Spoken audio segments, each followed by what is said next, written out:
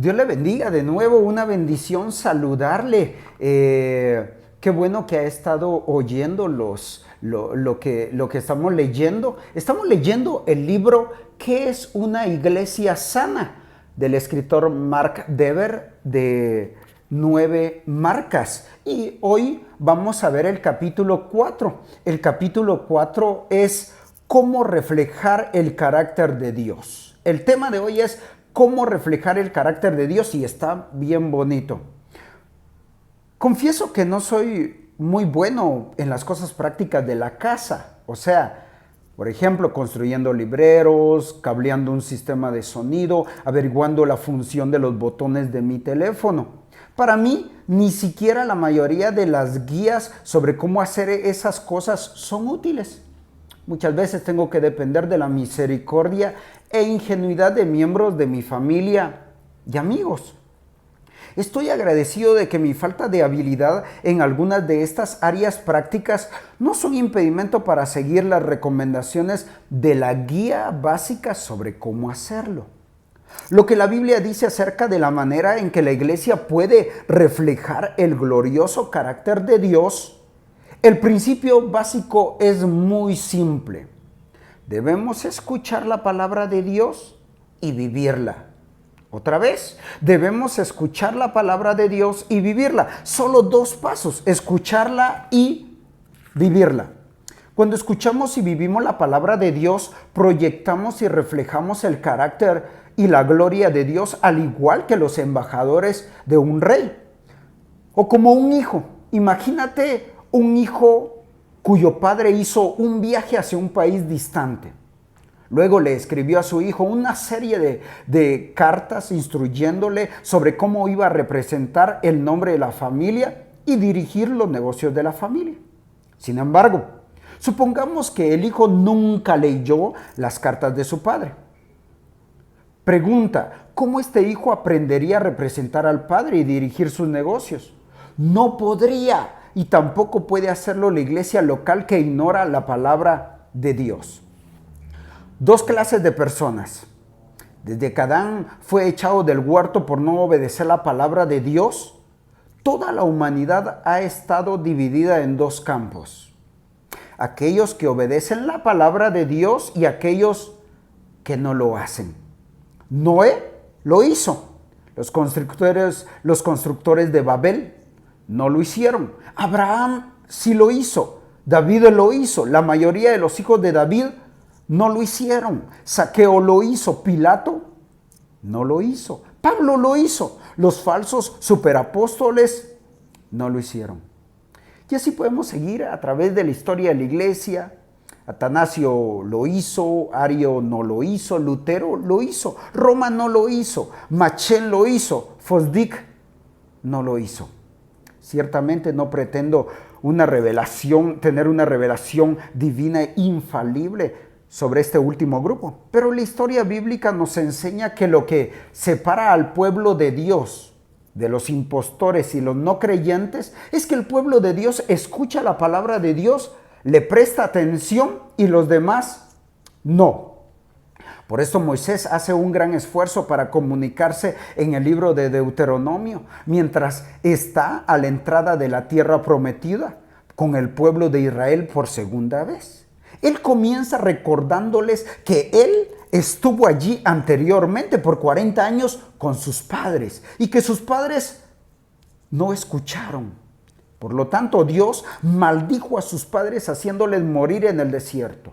Estos 3 discursos que se repiten a través de 30 capítulos pueden ser resumidos de manera simple. Escuchen, oigan, escriban. Recuerden lo que Dios ha dicho. Él fue quien los liberó de la esclavitud de Egipto. Así que escúchenle. En el capítulo 30, Moisés trae el peso de todo lo que ha dicho que recibamos en un único mandato. Versículo 19 del capítulo 30. Ahora escojan la vida. El pueblo de Dios hallará vida única y exclusivamente a través de escuchar la palabra de Dios y obedecerla. Es así de simple. El mensaje de Dios para la iglesia del Nuevo Testamento no es diferente. Él nos liberó de la esclavitud del pecado y de la muerte cuando escuchamos su palabra y creímos, según Romanos 10:17. Ahora escuchamos su palabra y la vivimos. Cuando escuchamos y vivimos lo que Él ha dicho, proyectamos cada vez más su carácter y su gloria. Algunos podrían objetar: eso suena como un enfoque hacia el interior. ¿No está la iglesia llamada a estar enfocada hacia afuera, o sea, hacia las misiones, hacia el evangelismo? Ciertamente, está llamada a esas cosas. Eso es parte de reflejar el carácter de Dios. Vengan, sigan, me dijo Jesús, y los haré pescadores de hombres, según Mateo 4:19. O como Jesús dijo en otra parte, en Juan 20:21, así como el Padre me envió, yo los envío a ustedes. Cuando hacemos misiones y evangelismo y la obra del reino, lo hacemos conforme a lo que expresa la palabra de Dios. En este caso, conforme a lo que dice Mateo 4:19, Juan 20:21 y muchos otros pasajes más. No hacemos estas cosas porque algún teólogo pensó en ellas y porque estamos de acuerdo en que son una buena idea. Predicamos, evangelizamos y hacemos la obra del reino porque Dios dijo en su palabra que hiciéramos estas cosas, simple y sencillo. Después de todo, la historia no está esencialmente dividida entre aquellos que evangelizan y aquellos que no lo hacen. Eso no es lo que fundamentalmente define la iglesia. La historia está dividida en dos grupos: aquellos que escuchan la palabra de Dios y aquellos que no la escuchan. Por eso es que, primer ejemplo, Mateo, el Evangelio de Mateo, relató lo que Jesús dijo a Satanás acerca del hombre viviendo. Mateo 4:4 dice: de toda palabra que sale de la boca de Dios. Así como las palabras finales de Jesús a sus discípulos de hacer discípulos en todas las naciones, bautizándoles y enseñándoles a obedecer lo que les he enseñado en Mateo 28:20. Por eso es que, segundo ejemplo, por eso es que Marcos relató la parábola de Jesús sobre la semilla que es plantada en 4 diferentes tipos de terrenos, siendo la semilla la palabra de Dios, Marcos capítulo 4. Algunos la aceptarán, algunos no la aceptarán. Por eso es que en el Evangelio de Lucas vemos que se describió a sí mismo como un testigo y siervo de la palabra, Lucas 1:2. Y relata la promesa de Jesús en Lucas 11:28, que dice: benditos son aquellos que escuchan la palabra de Dios y la obedecen. Veamos el cuarto evangelio. Por eso es que Juan relató las últimas palabras de Jesús a Pedro, repetidas 3 veces. Alimenta mis ovejas, Juan capítulo 21, versículo 15 al 17. ¿Alimentarlas con qué? Con la palabra de Dios. Por eso es que cuando la iglesia primitiva, en el siguiente libro, en el libro de Hechos, se reunían ellos, en Hechos 2:42 dice: se dedicaban a la enseñanza de los apóstoles y a la comunión, al partimiento del pan y a la oración. Y continuamos. Por eso es que Pablo le dijo a los romanos en Romanos 10:17: así que la fe es por el oír y el oír por la palabra de Dios. Y continuamos. Por eso es que él le dijo el apóstol Pablo le dijo a los de Corinto, en 1 Corintios 1:18, que el mensaje de la cruz es poder de Dios para salvación.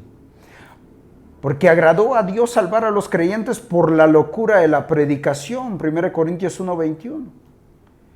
Y por eso es que más adelante el apóstol le dijo a la misma iglesia que él no vendía la palabra de Dios para beneficio o la distorsionaba, sino que manifestaba la verdad claramente para su beneficio eterno. 2 Corintios 2:17, 2 Corintios 4:2. Y me encanta. Por eso es que el apóstol Pablo le dice a los Gálatas, en Gálatas 1:9, si alguno os predica diferente evangelio del que habéis recibido, sea anatema. Y continúa el apóstol Pablo y les dice a los de Éfeso, a los efesios, que ellos estaban incluidos en Cristo cuando ellos escuchaban la palabra de verdad, que era el evangelio de su salvación, Efesios 1:13. Él también les dijo que Dios Constituyó a unos apóstoles, a otros profetas, a otros evangelistas, a otros pastores y maestros. ¿Y cuál era el objetivo? A fin de perfeccionar a los santos para la obra del ministerio, para la edificación del cuerpo de Cristo, hasta que todos lleguemos a la unidad de la fe y del conocimiento del Hijo de Dios, a un varón perfecto a la medida de la estatura de la plenitud de Cristo. Efesios capítulo 4, versículo 11 al 13.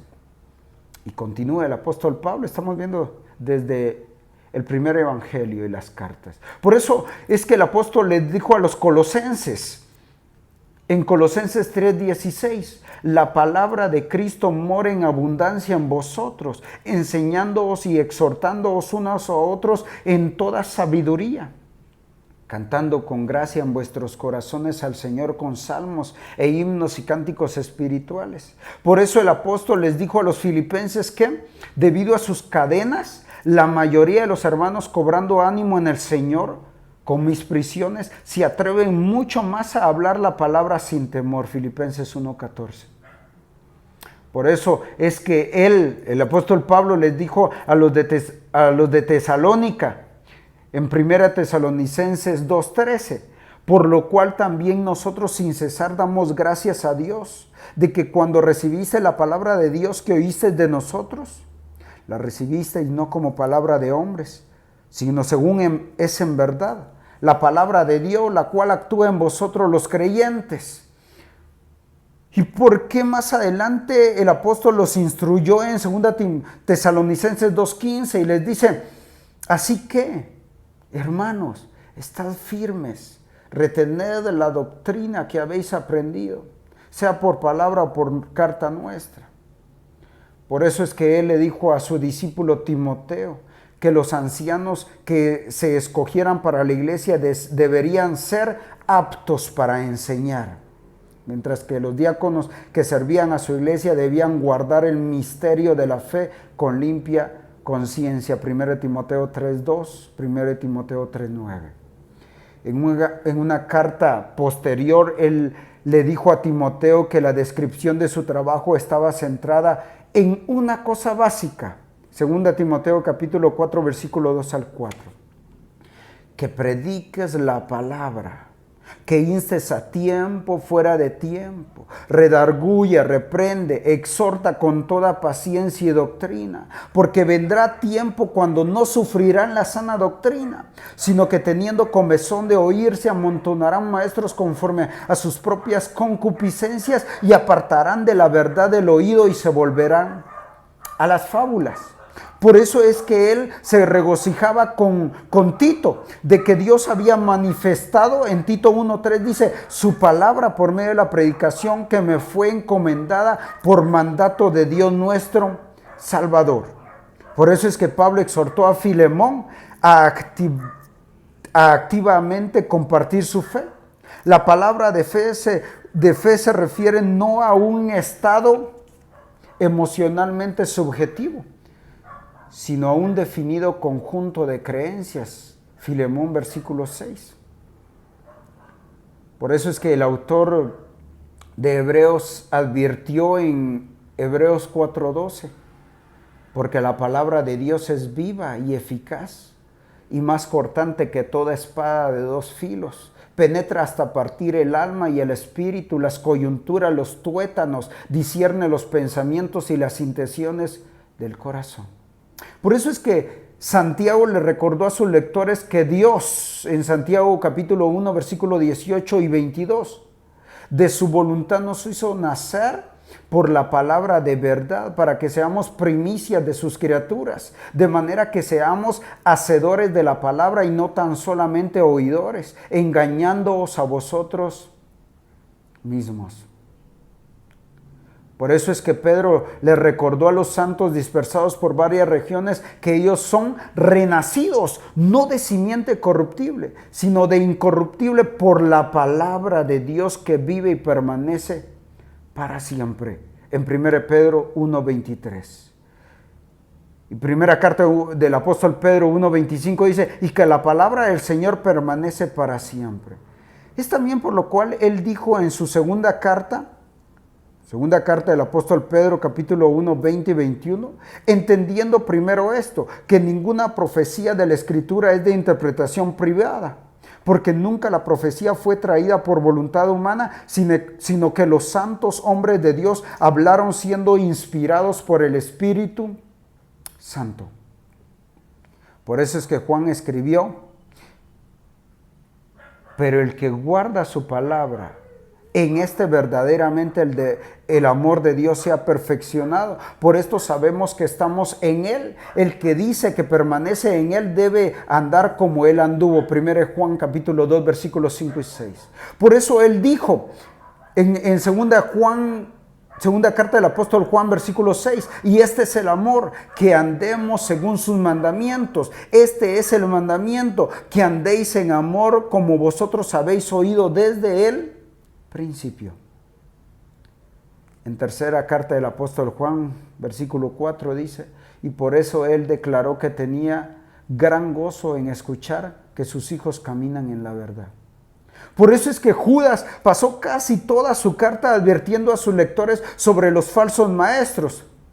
Judas, versículo 4 al 16, y prometiendo que el Señor viene. En Judas, versículo 15 dice, para hacer juicio contra todos y dejar convictos a todos los impíos de todas sus obras impías que han hecho impíamente y de todas las cosas duras que los pecadores impíos han hablado contra él. Y por eso es que Juan en el libro de Apocalipsis elogió a la iglesia de Filadelfia. En Apocalipsis 3:8, yo conozco tus obras. He aquí he puesto delante de ti una puerta abierta, la cual nadie puede cerrar, porque aunque tienes poca fuerza, has guardado mi palabra y no has negado mi nombre.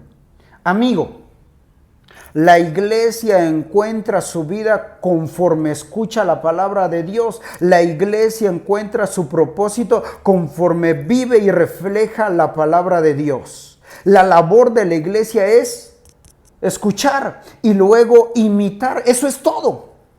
El reto principal que las iglesias se enfrentan hoy en día no es averiguar cómo ser relevante o estrategia o sensible o aún deliberada.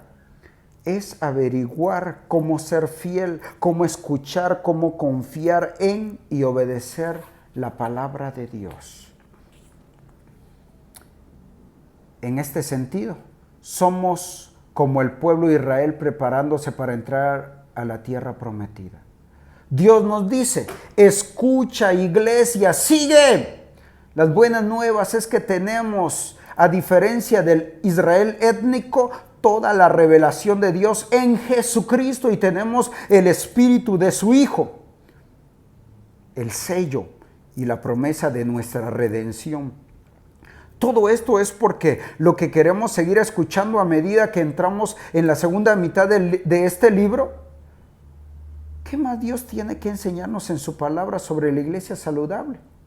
Las 9 marcas de una iglesia saludable que ahora vamos a discutir no son, espero, solo ideas mías. Son mi intento de inspirarnos a todos nosotros a mantenernos escuchando. Vean la tabla de contenido que está al principio y se darán cuenta de lo que digo. Predicación expositivo bíblica, teología bíblica, conocimiento bíblico de las buenas nuevas, conocimiento bíblico de la conversión, un conocimiento bíblico de la membresía de la iglesia, una disciplina de la iglesia bíblica y así sucesivamente. Aun si no estás de acuerdo con alguna de las cosas que menciono en los siguientes capítulos, espero que no estés de acuerdo porque piensas que la Biblia dice algo diferente a lo que pienso que dice. En otras palabras, espero que también permitas que el escuchar su palabra dirija lo que piensas sobre lo que la iglesia local debe ser y hacer. Y hay un subpunto, permítame por favor, si estás pensando salir de tu iglesia, antes de decidir dejarla, oye, pon atención. 1, ora. 2, deja que tu pastor sepa lo que piensas hacer antes de que te mudes a otra iglesia y te reubiques en otra ciudad. Pide su consejo. 3, Pesa tus motivos. Tu deseo de dejar tu iglesia es por causa de un conflicto o desilusión personal. ¿Es este deseo pecaminoso? ¿Es por razones doctrinales? ¿Son asuntos doctrinales o de primera importancia? 4. Haz todo lo posible para reconciliar cualquier relación rota. 5. Asegúrate de considerar todas las evidencias de la gracia que hayas visto en la iglesia, en la vida de la iglesia. Lugares donde la obra de Dios es evidente. Si no puedes ver ninguna evidencia de la gracia de Dios, deberías examinar tu propio corazón. Mateo capítulo 7, versículo 3 al 5. 6. Sé humilde, reconoce que no tienes toda la información de tu iglesia o tu situación y asegúrate de que evalúas a las personas y las circunstancias con claridad. Dales el beneficio de la duda. Ahora, si decides irte de la iglesia, 1. No dividas el cuerpo de Cristo. 2. Toma las debidas precauciones para no sembrar discordia entre tus más cercanos amigos. Recuerda, no quieres impedir en nada su crecimiento en la gracia en esta iglesia. Niégate a cualquier deseo de chismear, a veces disfrazado en frases como desahogarse o decir cómo te sientes. 3. Ora por y bendice a la congregación y a su liderazgo. Busca maneras prácticas de hacerlo. 4. Último, si decides irte. Si ha habido heridas, perdona, tal como tú mismo has sido perdonado. Dios te bendiga.